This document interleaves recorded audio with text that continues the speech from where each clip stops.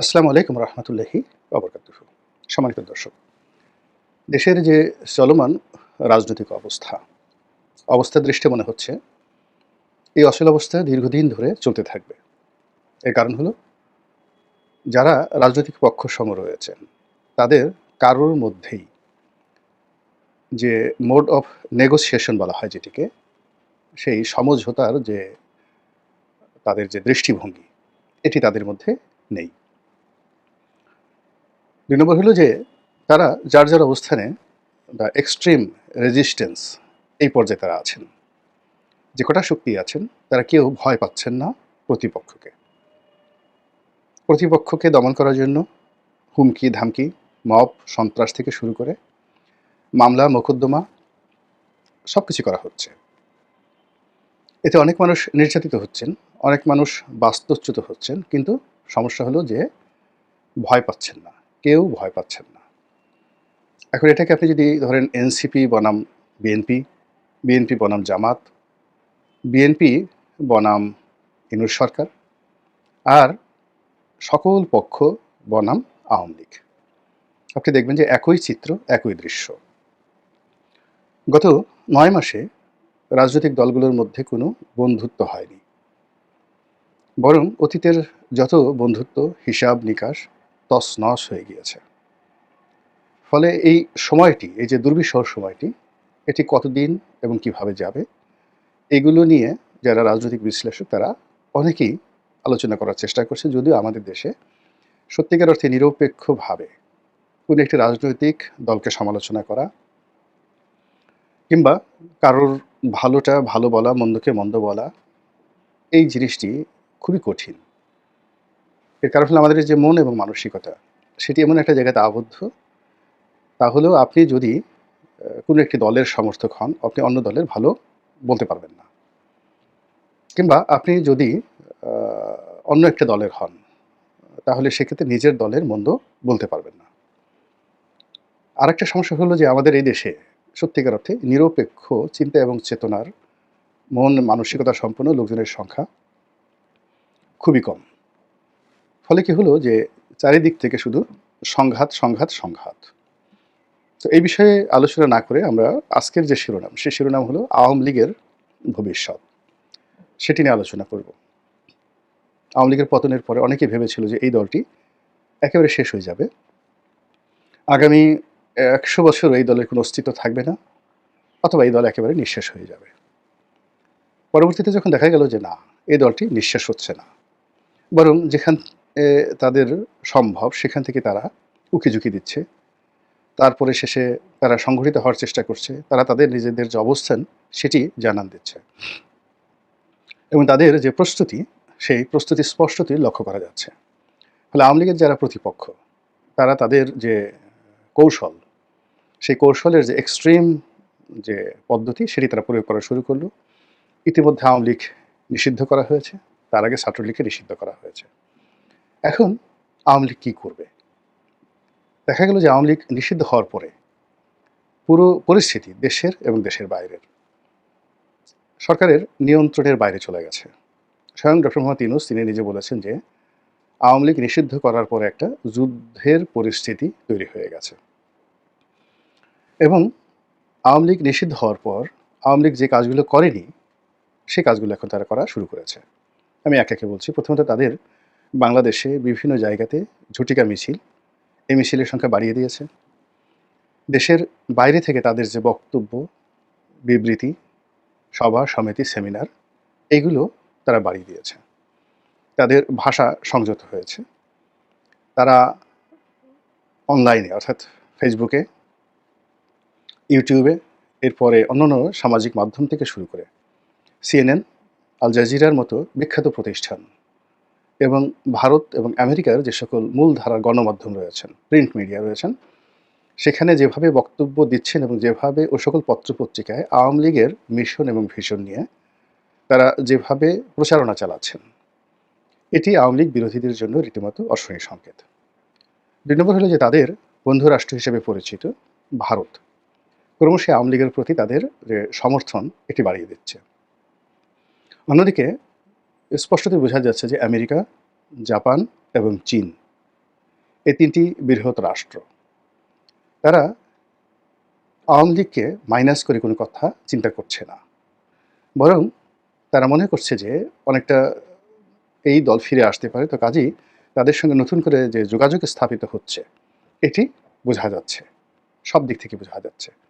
সরকারের নড়াচড়া এবং বিদেশি রাষ্ট্রদূতদের কথাবার্তা এবং রাজনীতির যে একটা গম্ভীর যে অবস্থা, গোমট ভাব যেটিকে বলা হয়, তা দেখে কিন্তু এটা বোঝা যাচ্ছে। সবচেয়ে আওয়ামী লীগের জন্য এই মুহূর্তে সুসংবাদ হলো আওয়ামী লীগের ৩য় প্রজন্ম সামনের দিকে চলে আসছে। এবং বাংলাদেশের রাজনীতিতে এই মুহূর্তে অন্য কোনো রাজনৈতিক দলের ৩য় প্রজন্ম সামনে এসে নেতৃত্ব দেওয়ার মতো পর্যায়ে নেই। এখন আওয়ামী লীগের প্রথম প্রজন্ম ৬০-এর দশকে যারা নেতৃত্ব দিয়েছেন এবং ৭০-এর দশকে বঙ্গবন্ধু এবং তার সহ যারা কর্মী। দ্বিতীয় প্রজন্ম হলো ৮০-এর দশক এবং ৯০-এর দশকে যারা নেতৃত্ব দিয়েছেন। এবং এই ৩য় প্রজন্ম হলো ২০০০ সনের পরে যাদের নেতৃত্ব আমরা দেখতে পাচ্ছি ২০০১ থেকে, এবং এদের সবার বয়সই ৫০-এর নিচে। তো এই যে ৩য় প্রজন্মের যে সকল নেতৃবৃন্দ আওয়ামী লীগে আছে, ঠিক ওই পর্যায়ের অল্প কয়েকজন নেতা বিএনপিতে আছেন। কিন্তু আওয়ামী লীগের নেতাদের যে আন্তর্জাতিকতা, তাদের শিক্ষা এবং তাদের যে গ্রুমিং, তাদের যে পদবি এবং পোর্টফোলিও, এর সমপর্যায়ে হয়তো বিএনপিতে সম্ভব ছিল। কিন্তু বিএনপি যেহেতু ওই রাষ্ট্র ক্ষমতার যে সুযোগটি সেটি পায়নি, ফলে তাদের গ্রুমিং হয়নি। আমি উদাহরণ দিলেই জিনিসটা বুঝতে পারবেন। যেমন আপনি গত কয়েকদিনে সাবেক শিক্ষামন্ত্রী মহিবুল হাসান চৌধুরী, মানে চট্টগ্রামের মহিউদ্দিন চৌধুরী সাহেবের ছেলের অনেকগুলো সাক্ষাৎকার দেখেছেন ইন্টারন্যাশনাল মিডিয়াতে। এখন ব্যারিস্টার মহিবুল হাসান চৌধুরীর যে স্মার্টনেস, তার যে বংশমর্যাদা, তার যে লিগেসি, এবং তিনি যে ভাষায় কথা বলছেন, এ ভাষায় কথা বলার মতো আমি এখন পর্যন্ত বিএনপি, আওয়ামী লীগ, জাতীয় পার্টি এবং এই যে এখন যারা সরকারে আছে ডক্টর মোহাম্মদ ইউনূস নিজের সহ, তাদের কারোর মধ্যেই এই স্মার্টনেস আমি দেখিনি। প্রত্যুৎপন্নমতিতে হঠাৎ করে কথা বলা, সাবলীলভাবে ইংরেজিতে কথা বলা, এবং কথা বলতে গিয়ে ধীর এবং স্থির। যেমন আমি নিজে দীর্ঘদিন ধরে কথা বলি, কিন্তু গত কয়েকদিনে আমি দেখলাম যে আমি কথা বলতে গিয়ে যখন আবেগপ্রবণ হয়ে যাচ্ছি, তখন আমার চোখ দুটো গোল গোল হয়ে যাচ্ছে ব্যারিস্টার ফুয়াদের মতো। স্থির থাকতে পারছি না। মুক্তিযুদ্ধের কথা যখন আসে বা অন্য যে কোনো বিষয় যখন আসে, আমি কথা বলতে গিয়ে আবেগপ্রবণ হয়ে যাই। আমার হাত সাধারণত নড়ে না, কিন্তু ইদানিং দেখা যাচ্ছে যে মাঝে মধ্যে আমার হাত উঠে যায়। ফুয়াদের একই অবস্থা, ব্যারিস্টার ফুয়াদের একই অবস্থা। কথা কিন্তু একেবারে আপনি ফেলে দিতে পারবেন না, কিন্তু সে তার আবেগকে নিয়ন্ত্রণ করতে পারে না। আমিও ৩য় প্রজন্মের রাজনীতিবিদ, ফুয়াদ সম্ভবত ৩য় প্রজন্মের রাজনীতিবিদ, তার মানে বয়সের দিক থেকে, কিন্তু ফ্যামিলি লিগেসি হয়তো সেই প্রথম জেনারেশনের। তো সেই দিক থেকে মহিউদ্দিন চৌধুরী সাহেবের যে ছেলে, তার যে বক্তব্য, আমি দেখলাম যে আমার চাইতেও অনেক অনেক চৌকস। মানে তিনি বলে যাচ্ছেন কিন্তু তার চোখ গোল গোল হচ্ছে না, মুখের অভিব্যক্তির কোনো পরিবর্তন নাই, চোয়াল শক্ত হচ্ছে না। তিনি তার মতো করে কঠিন কঠিন প্রশ্নসমূহের উত্তর তিনি দিয়ে যাচ্ছেন। তো এই যে আমি একজনের উদাহরণ দিলাম। এখন মহিউদ্দিন চৌধুরীর ছেলের সঙ্গে যদি তুলনা করতে হয়, তাহলে এখানে আমির খসরু মাহমুদ চৌধুরী, আবদুল্লাহ আল নোমান সাহেবের ছেলে, তারপরে শেষে সালাউদ্দিন কাদের চৌধুরী সাহেবের ছেলে, উনাদের সঙ্গে তুলনা করা যেতে পারে। কিংবা মীর নাসির সাহেবের ছেলে মীর হেলাল, তাদের যে ট্র্যাডিশন, রক্তের যে ধারা, বংশমর্যাদা, শিক্ষাদীক্ষা সব কিছু রয়েছে। কিন্তু মহিবুল হাসান চৌধুরী একেবারে একটা মন্ত্রণালয়ের মন্ত্রী হিসাবে তার ভিতরে যে স্থিরতা এসেছে, তার ভিতরে যে দৃঢ়তা এসেছে, এটা শেখ হাসিনা তাকে ওইভাবে তৈরি করেছেন। আবার একই সঙ্গে শেখ হাসিনা সালাউদ্দিন কাদের চৌধুরীর ছেলেকে আয়নাঘরে ঢুকিয়ে এমন থেরাপি দিয়েছেন যে এখন তিনি ইচ্ছা করলেও মহিবুল হাসান চৌধুরীর মতো কথা বলতে পারবেন না। দ্বিতীয়ত, বিএনপির মতো যে দল, সেটি এই তার যে ৩য় প্রজন্ম, সেই ৩য় প্রজন্মকে পদ পদবি দ্বারা ওভাবে দাঁড় করায়নি যেভাবে আওয়ামী লীগ দাঁড় করিয়েছে। আওয়ামী লীগ যদি আপনি ধরেন যাদের বাবার পরিচয় আছে, দাদার পরিচয় আছে, আপনি ধরেন খালিদ মাহমুদ চৌধুরী, তারপরে খালিদ মাহমুদ চৌধুরীর বাবা মন্ত্রী ছিলেন, শেখর তার বাবা মন্ত্রী ছিলেন, এরপর আপনি খালিদ মাহমুদ চৌধুরী, শেখর, এখানে মহিবুল হাসান চৌধুরী, এরপর আরও অনেকের নাম আপনি বলতে পারবেন। যেমন রাকেশ রহমান। এখন সে মন্ত্রী হয়নি, এমপি হয়নি। কিন্তু তার সঙ্গে ডিবেট করার মতো, বার্গেনিং করার মতো সত্যিকার অর্থে এখন অন্যান্য দলে কয়জন লোক রয়েছে? তিনি এখন দেশের বাইরে রয়েছেন। এরকম অন্ততপক্ষে আওয়ামী লীগের মধ্যে ৫০ জনের মতো যুবক রয়েছেন যাদের বয়স ৫০ এর নিচে, যারা শিক্ষা, দীক্ষা, অর্থ, বিত্ত, বংশমর্যাদা থেকে শুরু করে প্রায় সব ক্ষেত্রে রাজনৈতিক অঙ্গনে সুপারস্টার। তাদের সামনে আপনি আর্মির একজন মেজর জেনারেলকে বসিয়ে দেন, বিসিএস কর্ম পাশ করে একজন ক্যাবিনেট সচিবকে বসিয়ে দেন। এই মানুষগুলিকে তারা পরিচালনা করে আসছেন। এরকম ৫০ জন লোক আওয়ামী লীগে রয়েছে, নারী এবং পুরুষ, যারা মানে এমপি হয়েছেন, মন্ত্রী হয়েছেন, দল পরিচালনা করেছেন, নেতৃত্ব পরিচালনা করেছেন এবং এই যে একটা বিরূপ অবস্থায় আবার দলকে উদ্ধার করার জন্য এগিয়ে এসেছেন। আওয়ামী লীগের সিনিয়র নেতৃত্বের মধ্যে যারা করাপ্টেড হয়ে গেছেন, যারা মাইনাসের খাতে চলে গেছেন। এখন আপনি যত কথাই বলেন না কেন, ওই যে ভূমিমন্ত্রী ছিলেন জাভেদ, তৃতীয় প্রজন্মের নেতা, ৪০০ বাড়ি করেছেন, সব কিছু বাদ দেন। কিন্তু তিনি যে ভূমি মন্ত্রণালয় চালিয়ে গেছেন, আপনি তার মন্ত্রণালয়ে একটা দুর্নীতি তিনি করেছেন খুঁজে বের করেন তো। অথবা তার মতো করে মন্ত্রণালয় চালিয়েছেন। গত ৫০ বছরে এরকম একটা মন্ত্রণালয় দেখান যে অত্যন্ত শক্ত হাতে এবং পুরো মন্ত্রণালয়ের যে সিস্টেমটি র্যাডিক্যালি চেঞ্জ করে দিয়েছেন। এবং তিনি যদি কথা বলেন, জাভেদ যদি কথা বলেন, তার সেই যে দুর্নীতির কথা ৪০০ বাড়ি, এটা নিয়ে তদন্ত হচ্ছে, তারপরে শেষে তার টাকা পাচার নিয়ে কথাবার্তা হচ্ছে, সেটা ভিন্ন একটা বিষয়। তার যুক্তি আছে, সে দীর্ঘদিন ধরে ব্যবসা বাণিজ্য করছেন। এবং আপনারা জানেন যে আখতারুজ্জামান চৌধুরী বাবু বাংলাদেশের মধ্যে সবচেয়ে পুরনো ধনী এবং সেই এরশাদ সাহেব যখন ক্ষমতায় আসেননি, সেই ৭০-এর দশকে, তখন থেকে তিনি আমেরিকাতে বাড়ি গাড়ির মালিক।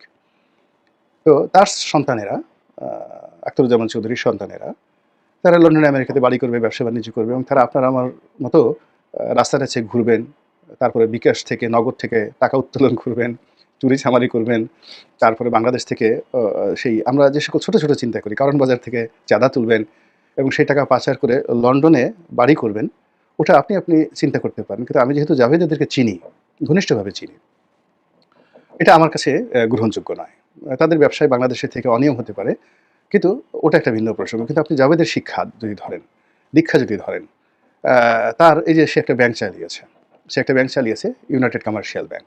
এখন তার প্রতিপক্ষ এই ব্যাংকটা দখল করছে। কিন্তু তার সময়টিতে এই ইউনাইটেড কমার্শিয়াল ব্যাংকটা যে পর্যায়ে চলে গিয়েছিল, সম্মানে, কর্তৃত্বে, কীর্তিত্বে, সুনামে, সুখ্যাতিতে, এটা ইউসিবি ব্যাংক জন্মের পরে এভাবে হয়নি। এরকম জাভেদ আছে, মহিবুল হাসান চৌধুরী আছে, শেখর আছে, খালিদ মাহমুদ চৌধুরী আছে, এইভাবে অনেক, মেয়েদের মধ্যে আরও অনেক আছে যারা তৃতীয় প্রজন্মে আওয়ামী লীগের যে রাজনীতি, সেই রাজনীতির সম্মুখ সারিতে এখন চলে আসছে। এবং এরা যদি নেতৃত্বের আসনে দাঁড়ায়, ৫০ জন নেতৃত্বের আসনে দাঁড়ায়, আন্তর্জাতিক অঙ্গনে, দেশের বাইরে, তাদের সামনে ইংরেজিতে, বাংলাতে কথা বলার লোক বাংলাদেশে নেই। তারা যদি কলম ধরে, তাদের সামনে কলম ধরার লোকও নেই। এমনি আপনি যতই বলেন না কেন, সজীব অজিত জয়কে হাতে ট্যাটু এঁকেছে, গালাগালি করছেন পিনাকির ভাষায়, যত কিছুই বলেন না কেন, তার লেভেল অফ থিঙ্কিং, তার বন্ধু-বান্ধব, আপনি এই ঢাকা শহরে কেউ কি বলতে পারবে যে জয় ঠিক কোনো টুন্ডা বাবু, টোকাই সাগর, মুরগি মিলন, এদের সাথে জয়ের সম্পর্ক ছিল, বন্ধুত্ব ছিল? কিংবা বাংলাদেশের কোনো নায়িকা, গায়িকার সঙ্গে জয়ের যৌন সম্পর্ক ছিল? কিংবা বিভিন্ন জায়গাতে যে হেরেম আছে আমাদের এখানে, যেমন পাপিয়া কাণ্ড আছে, অমুক কাণ্ড আছে, বিভিন্ন সময় রাজনৈতিক নেতারা এমনকি সেই বলিউড থেকে নায়িকা গায়িকাদেরকে এনে তাদের যে বিকৃত রুচি চরিতার্থ করে। জয় সম্পর্কে এই ধরনের কথা কেউ বলতে পারবেন যে আমার এই সর্বনাশটা মুখে করেছে? আলটিমেটলি মূল ব্যাপার হলো যে আপনি জয় ধরেন, পুতুল ধরেন, তৃতীয় প্রজন্মের। এখন পুতুল যখন কথা বলেন, আপনি দেখেন তো যে WHO-তে তিনি একটা আঞ্চলিক অফিস চালাচ্ছেন, যে কটা আন্তর্জাতিক সেমিনারে বক্তব্য দিয়েছেন, যে কটা ভিডিও বার্তা দিয়েছেন, তার যে উচ্চারণ এবং তার যে বাচনভঙ্গি এবং তার যে দৃঢ়তা, তার উপর এত ঝড় বয়ে যাচ্ছে, সেই ঝড়ের কোনো লক্ষণ কি আপনি পুতুলের বক্তব্যে দেখেছেন? জয়ের ক্ষেত্রে প্রযোজ্য। আবার ওদিকে যদি আপনি শেখ রেহানার জেনারেশনে যান, এখানে ৩ জন, রূপন্তী, টিউলিপ এবং ববি। তাদের যে মেধা, যোগ্যতা, লেখাপড়া সব মিলিয়ে এমন একটা পর্যায়ে তারা ৩য় প্রজন্মটাকে দাঁড় করিয়েছে। ওই প্রজন্মে আপনি এখন জাতীয় পার্টি, জামাত, বিএনপি, এনসিপি, অন্যান্য যারা রাজনৈতিক দল রয়েছে, আপনি একবার একটু কল্পনা করেন তো, যুদ্ধটা আগামীর যে রাজনৈতিক যে যুদ্ধ, প্রতিযোগিতা, এই প্রতিযোগিতায় কারা এগিয়ে আছে? আর এই প্রতিযোগিতা করার জন্য যে অর্থ দরকার, সেই অর্থটা আল্টিমেটলি আওয়ামী লীগ এটা ২০০১ সনেই তারা সিদ্ধান্ত নিয়েছে যে তারা ওই ভুল করবে না। অর্থাৎ ২০০১ সনে আওয়ামী লীগ সিদ্ধান্ত নিয়েছে রাজনৈতিক দল হিসেবে যে তারা টাকা রোজগার করবে। এর কারণ হলো বিএনপি যে তাদের যখন বিপদ গেছে, সেই বিপদের সময় তারা যেভাবে সারভাইভ করেছে টাকার কারণে, বড়, বড় ব্যবসা, তারা সেই বাংলাদেশের বড়, বড় ব্যবসায়ীদেরকে যেভাবে তারা কব্জা করেছিল, তাতে করে তাদের বিপদের সময় যে ফাইন্যান্সিয়াল সাপোর্টটা ছিল ৯৬ থেকে ২০০১ পর্যন্ত, আওয়ামী লীগ বিএনপিকে একটা টুক্কা দিতে পারেনি। আবার ২০০১ থেকে ২০০৬ পর্যন্ত তারা তাদের যে ফাইন্যান্সিয়াল স্ট্রেংথটা তারা তৈরি করেছিল, ফলে আওয়ামী লীগ যত চাপ দিয়েছে, প্রেশার দিয়েছে, কিন্তু তাদের ঘরে অভাবের যে হাহাকার সেটা তারা ঢুকাতে পারেনি। ফলে আওয়ামী লীগ যেটা চিন্তা করেছে যে বাংলাদেশের মানুষ এত কিছু মনে রাখে না, বিপদের সময় খাওয়ার জন্য তাদের রিজার্ভ লাগবে। ফলে দেখেন তাদের উপর ইতিহাসের সবচেয়ে বড় ভয়াবহ বিপর্যয় আসার পরেও তারা প্রায় সবাই কোটি কোটি টাকা খরচ করে এয়ারপোর্ট দিয়ে চোখের সামনে পাড়ি দিয়ে চলে গেছে। তারা লন্ডন, আমেরিকা, দুবাই সমস্ত শহরে ছড়িয়ে পড়েছে। বাংলাদেশেও তারা যারা আছেন তাদের ব্যবসা বাণিজ্য থেকে শুরু করে সব কিছু কিন্তু তারা সুরক্ষিত অবস্থায় আছে। আর অন্যদিকে তাদের যে তৃতীয় জেনারেশন সেটি তারা তৈরি করে ফেলেছে এবং সেটিকে সম্মুখে এগিয়ে দিচ্ছে। আর পিছন দিক থেকে আপনি দেখুন ক্রমশ ওবায়দুল কাদের, শেখ হাসিনা, তাদের কথাবার্তা কিন্তু ম্যাটিকুলাসলি কমে গেছে। তো কাজেই আগামী যে যুদ্ধের জন্য তাদের যে প্রস্তুতি, সেই প্রস্তুতির সঙ্গে যারা আওয়ামী লীগকে মোকাবেলা করতে চান তাদেরও প্রস্তুতি লাগবে। আর আওয়ামী লীগ যেভাবে মরে যাওয়ার কথা, ভ্যানিশ হয়ে যাওয়ার কথা আমরা ৪-৫ মাস আগে প্রচার করেছিলাম বা বলেছিলাম, সেটি এখন একটা পাগলও বিশ্বাস করবে না। মহান আল্লাহ আমাদের সবাইকে হেদায়েত দান করুন এবং হেফাজত করুন। আসসালামু আলাইকুম ওয়া রাহমাতুল্লাহি ওয়া বারাকাতুহু।